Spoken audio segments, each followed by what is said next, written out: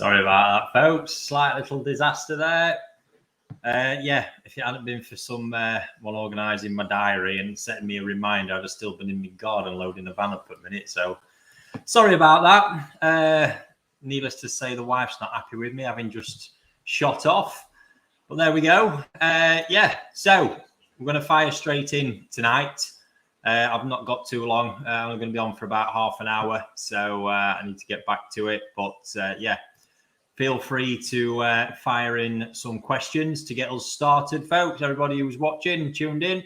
And yeah, just one quick update. If you didn't join in for the auction last night, the Jumbo Tosai Festival event is up to next Wednesday. They're available, but all the fish are now up on the website to view. And if you are interested, you need to get in touch with one of our dealers to find out or to register your interest. Let them know what you want. It's first come, first serve for them guys to actually order them. So yeah, you're not guaranteed to get what you're after. And if there's a couple, worth giving them the full list to see what they can get. But yeah, other than that, been a mighty hot day again. Fish houses were absolutely crazy hot. You might have seen I posted on Facebook a quick reel. Been sorting the Shisui out today. Quite excited about them. It's not variety. I think there's more probably hate than there is love out there for Shisui, to be honest. But again, one of them varieties, when you see them at the highest level, they are quite exceptional. And particular bloodline, the Kawakami, for me, #1 Shisui breeder out there. There'll be people that argue that, but he's won a lot of prizes in recent years. Gets the scale line on the back incredibly good. And these things are absolute growing machines as well. I only had them once some years back, and I was just blown away by how they grew. So I weren't even really particularly pushing them at that point. But since then, this is the first time I've actually managed to get them in any quantity, because they're really, really hard to get hold of, to be honest, because you don't produce that many, and they're popular. So yeah, very glad to have them. I'm actually going to be raising them with some Beni Kikuru and Kikuru from Marasaka as well. Equally a very aggressive feeding, aggressive growing variety that tends to develop a really nice big body. So I think they should be an equal match for each other. And they're also of a similar size at the minute as well. So perfect for pairing up into a pond. So yes, folks, questions, please start firing in any that you have got. Got one here from Lee to kick us off. So Ricky, what's the lowest flow you would put over a 600 milliliter show BHM? Yeah, so I mean, the thing with this is it depends how you're feeding it. If you're feeding cleaner water over, you don't need so much of a high flow rate. You can use it in kind of like a trickle tower sort of format. So, you know, you've not got to have masses of gushing current running over this media. If the media is wet, the media will be doing a job for you. That I can assure you. Bacteria will grow. And you'll get some performance from it. I think the issue is if, like me, you're pumping straight out the bottom drain, so not out the bottom drain, just pumping straight out the bottom of the pond in one corner in my instance, then we need to obviously really make sure we're breaking that waste down and kind of washing the media a little bit as well. So that's where the higher flow rates really become a big essential. And again, it depends on what you want it to do in regards to kind of aeration and degassing. You know, the lower the flow rate, the less effect you're going to have in that regard. The higher the flow rate, the better performance you're going to get in that sense. So I hope that helps you with that one, Lee. And I see we've got another shower question coming in from Martin. How would you say a shower is a must for a pond?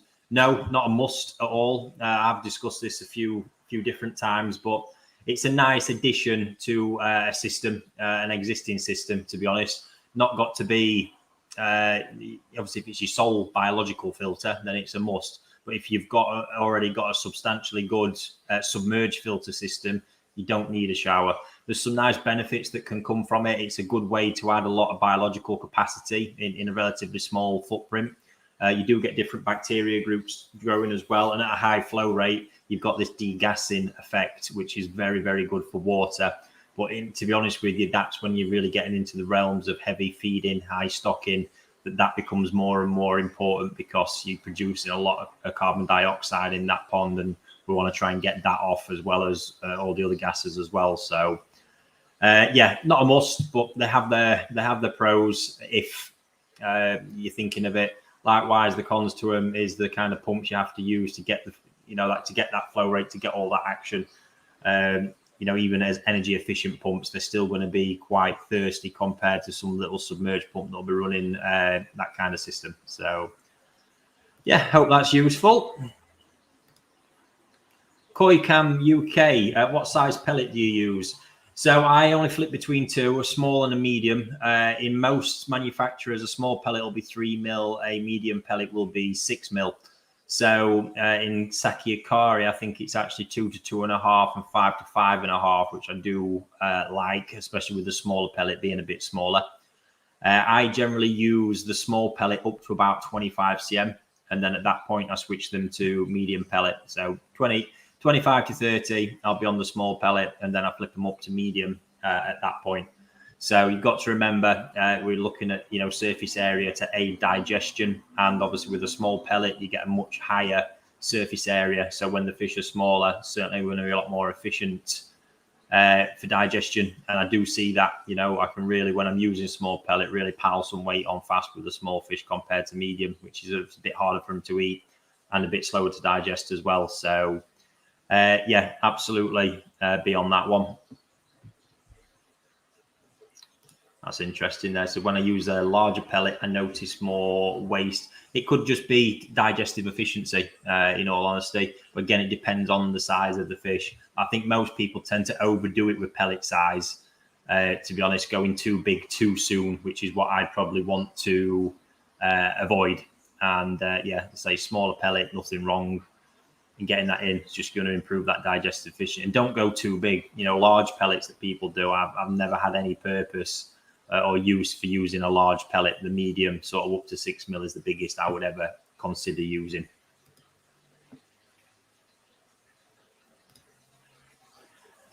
Tobias, hi. I have a Showa Tosai from Issed. The Benny on the head is much brighter than on the rest of the body. Will this stay this way, or is that something to stay away from?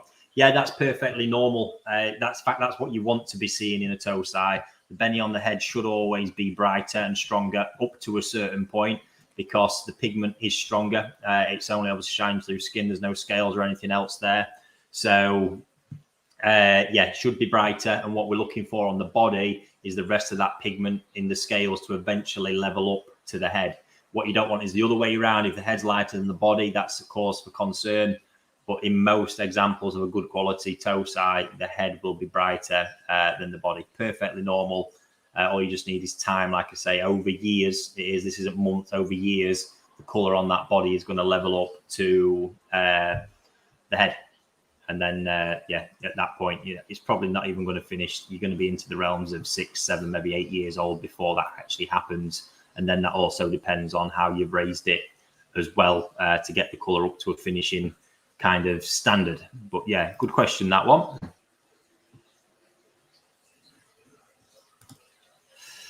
New Forest Koi, good evening, Rick. Hi all. Ricky, what do you put failing Benny down to? Genetics, environment, temperature, food? Yeah, someone asked me this somewhere the other day, but I am going to, typically go with the Benny. This is the Benny not having the quality.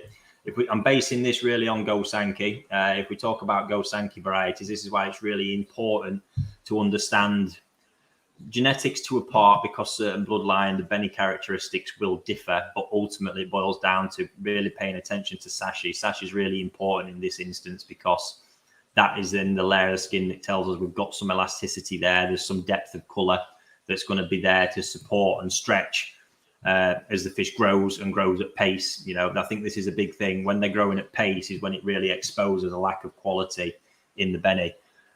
Heat stress is one I would put it down to. I certainly find this as I get the warmest of temperatures, like the excesses we've had just recently, that really hammers the Benny as well. But ultimately, it's only kind of pushing forward something that's going to happen anyway. And it surprised me in a few fish, but this is always it with Tosai. We never know. I think, stress is a factor. I've seen, Sumi failure down to stress more in quite a lot of instances. I've seen that in the end, kind of heat stress on the Sumi as well. But yeah, failing Benny is often just to do with the colour itself. Like I say, especially in Tosai, you've got these huge bursts of growth where they're potentially going from 15 to 20 cm to 40, 45, and even on to 50. So at that point, there's just so much. It's really, if you see how that body changes from one to the other, it really pulls that colour hard. And yeah, crazy one. But I would go with Benny, mate. On the Benny itself on that one. Like I say, genetics, environment. There are other things that play its part, temperature. But ultimately, if the quality's there, it's going to be harder to rock it. If the quality's not there, it's just easy for that to drop off, to be honest. Jason, if KH drops, how do you raise it? I see in Japan they use oyster shells. Does it connect to KH? Yeah, so it's not, oyster shells aren't used to raise it. Oyster shells are like an acid mop, if you like, just soaking it up out of the water. So yeah, if it drops, you're going to use something like sodium bicarbonate. That's the one that brings it up the quickest. You can also use calcium carbonate, but that takes a lot longer and you have to use a lot more of it. So I wouldn't really recommend that. But yeah, ultimately, use sodium bicarb to bring it up. And then if you want to use something like oyster shells, lithaca, which is crushed coral shell, if I remember, what you're going to get from them is the basic acid mops, soaking it up out of the water. So yeah, there you go. Hope that's useful. YouTube user, first few questions have been ace, just what I wanted to know. My pleasure, buddy.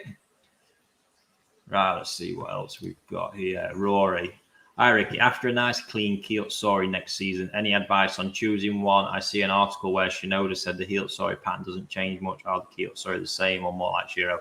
Yeah, Kyotsuri, I really like Kyotsuri in that respect. You don't get much change in the Sumi pattern, very rarely. So what you see young, obviously, when they're really small, you'll get kind of stretching out and a bit of Sumi receding, which is normal, but you won't really get Sumi coming through, so to speak. So what you're seeing at a youngish age is what you're going to end up getting. And it's more than a case of pay attention to the colour. Lineages differ on these again. I think Marihiro's probably got one of the very best for keeping the yellow colour. Otsuka makes a very nice Kyotsuri, but I find with Otsuka's, the yellow tends to start going a more kind of orange colour over time, whereas Marihiro's tend to keep more yellow. And to be honest, Marihiro's, the body kind of setup he's got on them are absolutely phenomenal. So yeah, that's what I look for. Find a pattern that likes, obviously, the usual criteria with the body. Colour-wise, I'd often tend to go a lighter colour, regardless of the lineage, and just look for that consistency of the yellow colour, because what you can tend to get with some is the yellow colour doesn't really stretch beyond below the lateral line too well, and that can be a sign you might actually get the yellow colour receding on the rest of the body later on. So you want that, kind of down below the lateral line as much as you can. Adam Webber, good evening, mate. When selecting small toe site, any tips on how to tell the difference between a koi that has a big bone structure compared to one that's just a bit bigger than others due to being a more dominant feeder? Yeah, interestingly, Adam, what you will tend to find is, though, that one that is the more dominant feeder will have a bigger bone structure. I've not known many instances where that's not been the case. In fact, it tends to be exceptionally bigger. But the tips really is just looking at that kind of head, mouth, understanding, really paying attention to the width of those characteristics and the body height as well. A little bit harder in small toe side, but obviously the height's really, really important. But I pay the most attention around the head area and then that kind of body line after it. The head structure is really going to be the part that gives it away, especially around the mouth. I do see examples where you've kind of got, similar looking structures. They'll often in the smaller fish lack, even just half a centimetre of length compared, or look half a centimetre shorter. But often you'll see it in the head that the mouth's a bit smaller, which is possibly why they're lagging behind, just not got that same setup. So yeah, it's good fun. That's one probably better demonstrated with pictures, in all honesty, just to see all the different lines and bits and bobs. But I think when you do actually see it and see the examples, eventually it just becomes very clear to your eye what you should be looking for.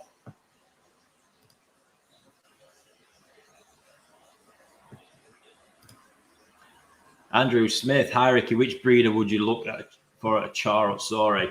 Yeah, I mean, what a variety. They are pretty elusive as well, to be honest. But Marihiro, just spoke about him. He produced the best one of those I have ever seen. It was swimming around in October, I think about 85 to 90 cm, somewhere in that region. It was stunning, phenomenal thing. Probably a once in a 10, 20 year fish, that one, for that variety, to be honest. And yeah, eventually bought by Narita. And that's no surprise. I heard it was quite intense negotiations to get it off him. But yeah, other than that, I mean, Marihiro is a good choice. You need to look at your Chagoi producers more than anything. Marihiro is a good choice. And I do know that Marseille, his older brother, tends to get quite a lot come through in his Chagoi as well. But for me, I think colour-wise, if you get a Marihiro one, they've been superb. But I think either of those two are your most likely options from what I've seen of availability of them. Going to be your best shot, but not an easy one to obtain that, buddy, at all.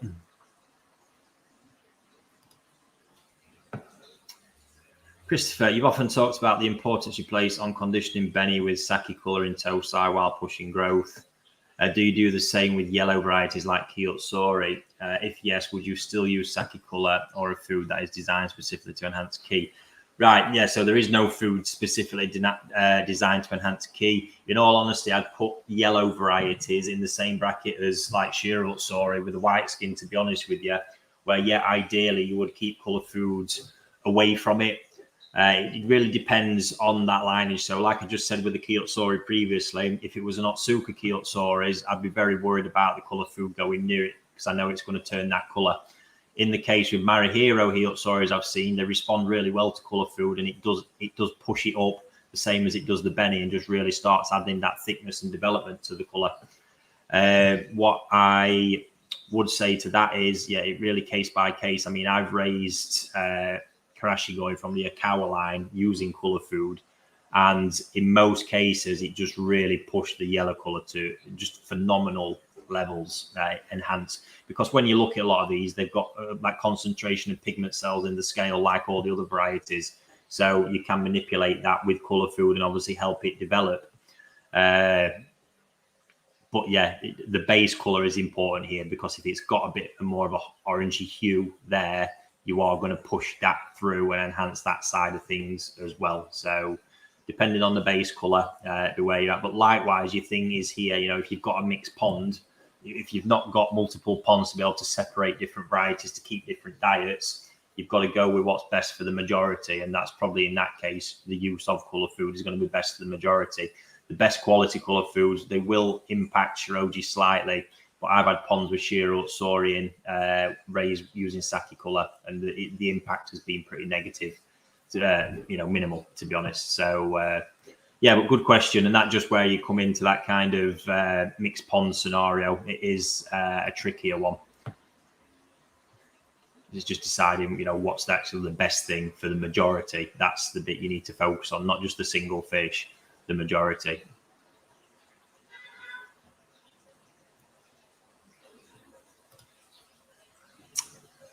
Evening. Is it usual that red fades in young Tosai? I have a Goshki that is, this is happening too. If so, best practice to help bring it back. Yeah, unfortunately, with young Tosai, you're going to get this, especially with Goshki. Goshki are a very challenging fish. These kind of weather at the minute, as the heat hits it, like I've just discussed earlier, you get that element of the heat stress, the growth really starting. That's when it tends to pull the colour apart. Goshki can tend to be harder to read from some breeders. But there is going to be a percentage that always go that way, unless I say you learn to read the colour. But even as I've done over the years, you still get a certain percentage that just fail. So it's unfortunate, but when it does happen, if it is true colour failure, not just something that's damaged it, you're not going to bring it back. That colour will be gone forever, unfortunately. So not too much you will be able to do at that point.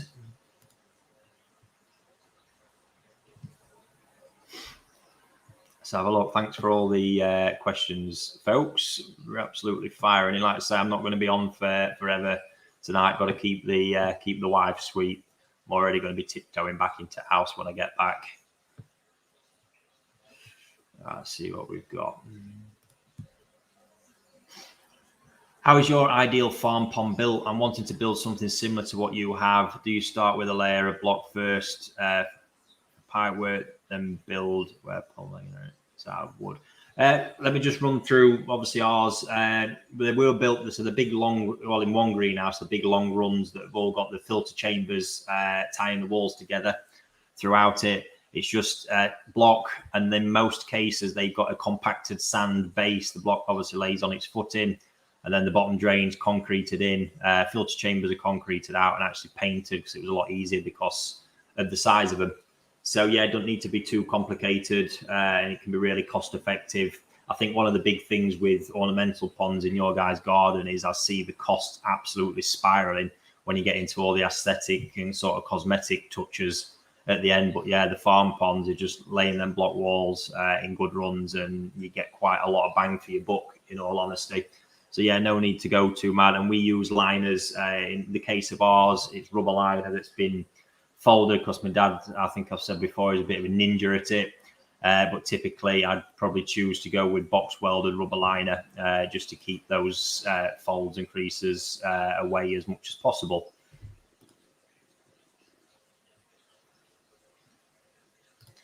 Here's a good one, Lee Valley Koi. So, Rick, if you were treating for flukes using Fluke S, would you 150-50 dose over 3 days or stick to the recommended packet 1 dose? Definitely wouldn't stick to the recommended packet 1 dose. From what I'm seeing, it's just not cutting the mustard that on. It's an absolute nightmare and waste of time. Would definitely go with the 150 then 50, because that's just allowing you to get that stronger dosing over that period of time to hopefully eradicate it completely. I think there's so much issue around this still. I don't think the medications are strong enough. I don't think the actual doses, they're probably too tame, in all honesty. The issue with all this stuff, however, is, finding the thresholds and the limits. We can find, I'm quite happy to gamble with stuff, try new dosages and see where it gets. But the thing I don't know from it is I might have fish that, are alive after the treatment and come through it looking unscathed. I don't know if it's done any other damages beyond what I can see with the eye. So in the thing we're talking there, the 150 then 50, what it is obviously you're getting a lot of the treatment consumed by the organics, bacterial activity in the pond and stuff like that. So it's just making sure you've got it in the water for long enough for it to do its job. And I don't see any harm coming from that one with the usual treatments. I think a lot of the pro treatments I would steer away from with that, because I've seen how aggressive some of them can be. So yeah, hope that's helpful. Not too much more to shed on that one. I mean, like I say, I'm always a little bit cautious to get into the conversations about dosages because there's just so many variables. But I think this is a really, really big problem that needs to be addressed by the manufacturers at some point.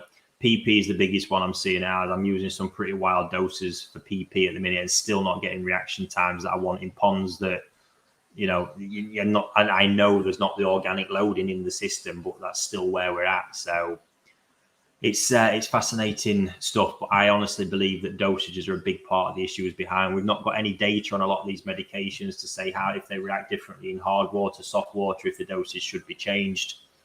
We don't know how they react in different ponds with different kind of water setups, different variants of metals and stuff that might be present in the water, as there is in most. Just so much unknown, how they react differently in different temperatures as well. So at some point, some manufacturer is going to come out and be the ones to champion this stuff. But as it stands at the minute, I think we're a long time off that one, unfortunately. I do kind of keep saying, it's really not in their interest when you sit and think about it. And it's absolute bullshit, to be fair, but it's not in their interest to be making the medications as effective as can, not why people keep retreating, because ultimately it's selling medication for him. But my argument to that is I see so many people getting pissed off and disheartened, spending all this money on medications that, it's going to ultimately drive people out of the hobby because it's just making it impossible for some people. And on that basis, I think something needs to be done. New information, new research, whatever it is, needs to be put out there to let us know why this isn't working and what we can generally do better to get better results. Right, just bear with me.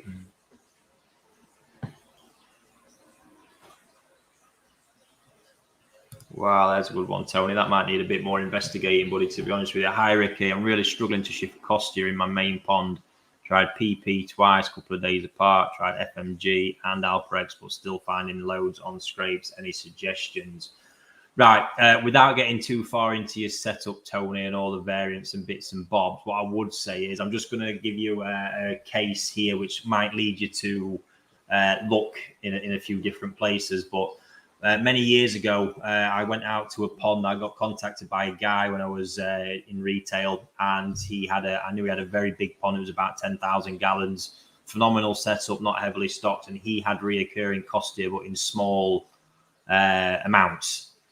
And it was strange because he was doing the usual treatments, the FMGs, finding it was going, then just coming back in these small amounts all the time. And just speaking through everything, nothing made sense. So in the end, he asked if I come out. I did go out to this pond. The first thing I saw was a big Sankey that was very, very skinny, looked ropey as hell, isolated in one corner of the pond. And on asking, what's happened to that fish, it jumped out the year before, never fully recovered from it, and it was wasting away. It was very, very slowly dying. And a fish like that just can't sustain. They've not got the immune system, the body weight, the power, anything to overcome problems. And Costia is predatory, so in a sick, stressed fish like that, you're going to get Costia in most cases. So straight away, investigators scraped one of the healthy fish, found a little bit of Costia, scraped the sick fish, and it was absolutely riddled. So in that case, my only suggestion there, given all the circumstances, was to euthanize that fish, get rid of it. One more dose of medication, cleared it up. So just without going too deep, what I'd suggest, Tony, is just looking and seeing, is there any fish that you think are really struggling or look particularly sick?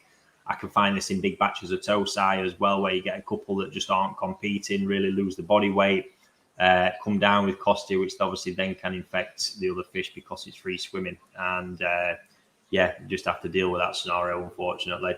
So that's what I'd suggest, Tony. Other than that, mate, if you want to drop me a message, probably thrash it out a bit more if that's not the case. You've not got any fish in there like that, to be honest with you. But really strange after that amount of medication that you've had, especially Alprex, which tends to nail it every time, that you're still struggling with it. How's the male pond coming along? Yeah, unfortunately, well, I say unfortunately, I've actually moved the male pond out into one of the outdoor ponds that I've got because I wasn't happy with how they were getting on indoors. These really excessive temperatures, I think, were taking the toll on them a little bit. Much better suited to Tosai at them kind of temperatures, in all honesty. So I've made the decision. I moved them out to a pond to really start conditioning them up in there over the rest of the summer outside, to be honest with you. But other than that, they were growing well. The body weight was really coming. It's just the impact the kind of heat and excess was having on the colour more than anything. Sumi and Benny alike, especially on shower. So yeah, outside now, obviously it's still really warm at the minute. And the fish house that they're in, it keeps a couple of degrees warmer than just outside ambient as well. So they've got another nice pond there, and just going to work on that conditioning, beefing that body up, and seeing where we get. But it's still a mighty impressive collection of fish. And then I've got the Dainichi pond just next door to it with Nisai going Sansai that's 95% male, and they're really starting to fly at the minute. Tweaking that feeding, getting it always just gets to a point then where I know I'm getting close to where I need to be, because I see the weight kind of stacking up on them, which is really what I'm looking for.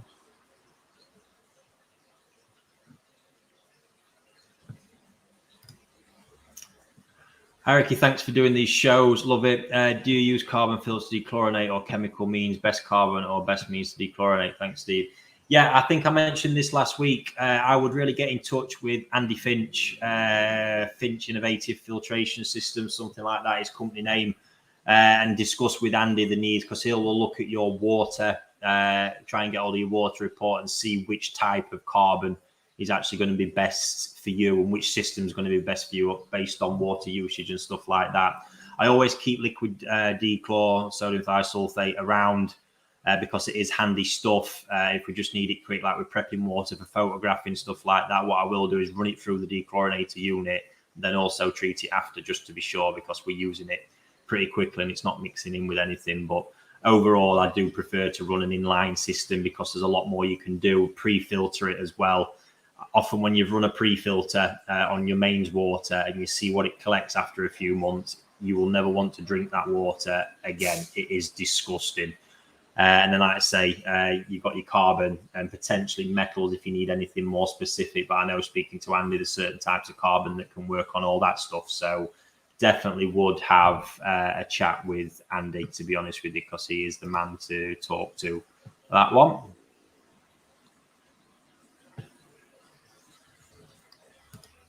Steve, flute treatment so bloody expensive. Yeah, I know, mate. It's it really is poor, kind of what's happening with all that at the minute.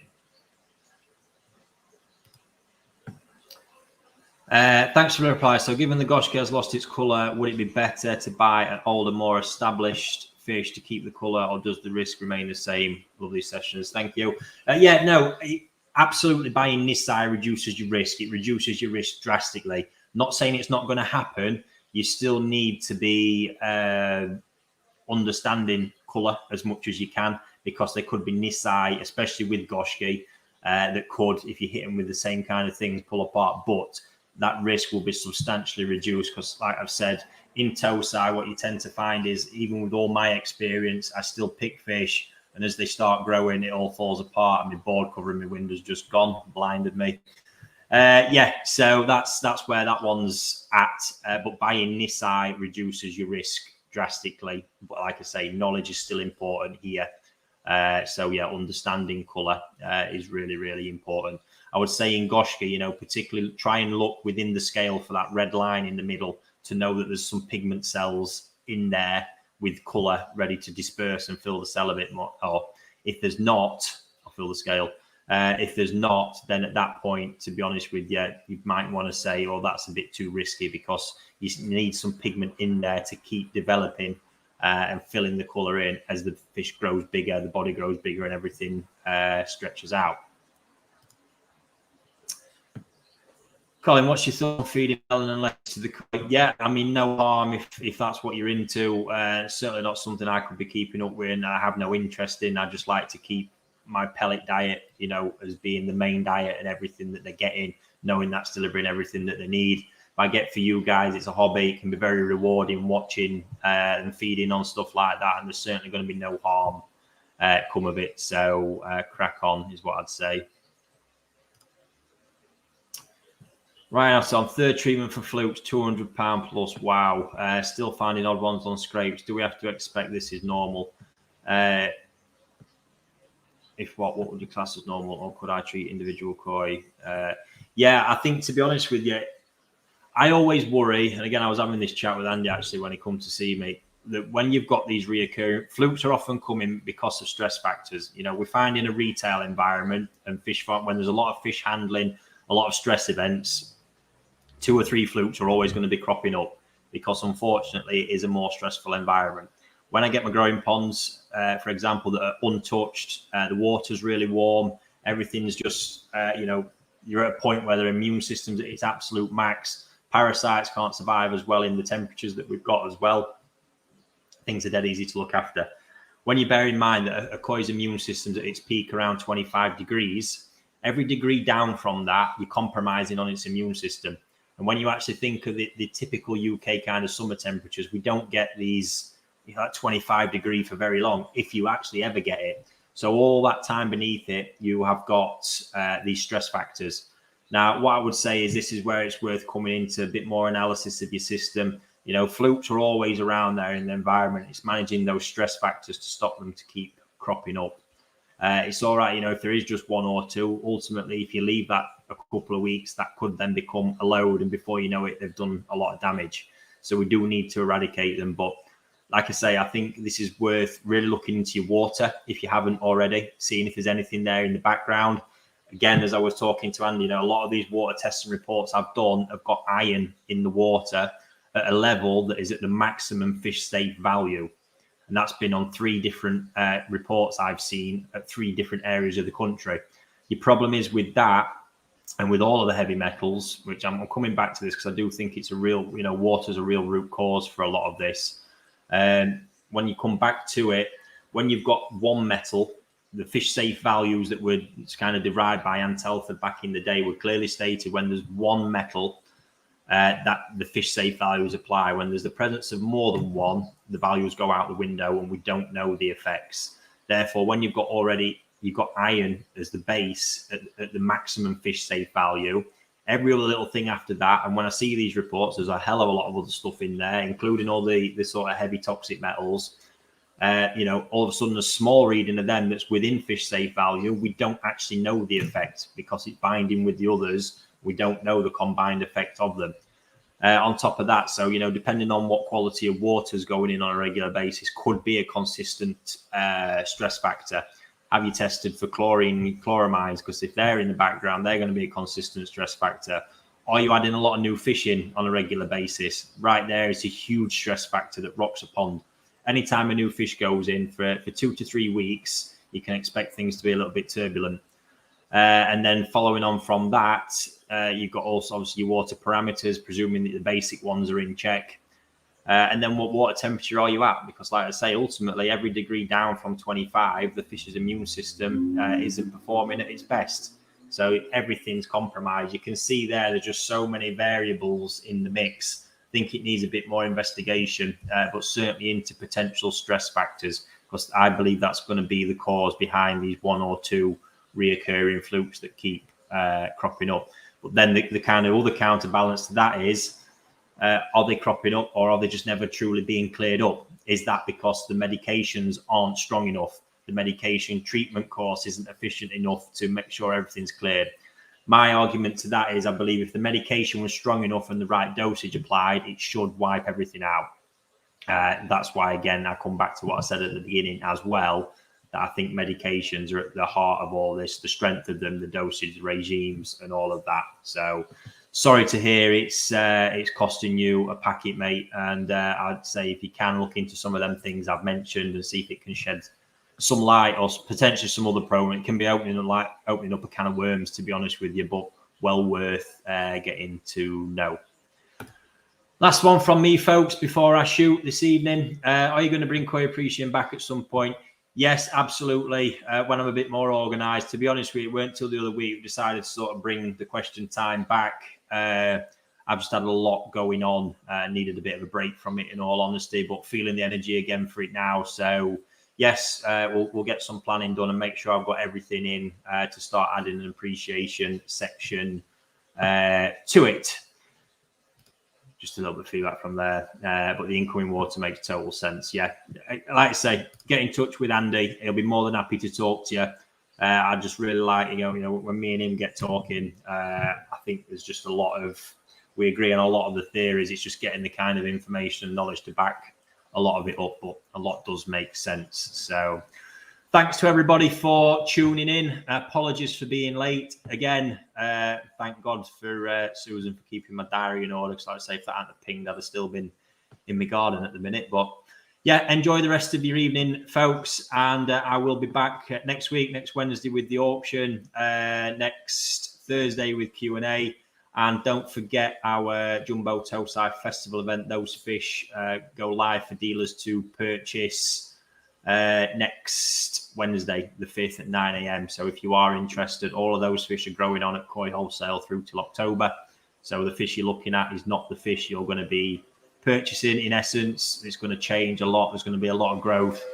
I said it last night. I think you'll be looking at most fish a bare minimum of plus 10 cm in the frame we've got. Probably go more, but yeah, like I say, I think that's going to be where you're at, increasing body and everything. So nice journey. We've kept the price points as accessible as we can do, and there's a few fish in there which I would never normally dream of letting go, so you can probably figure out which ones they are. But yeah, like I say, for now, thanks everyone, and I will be back next week.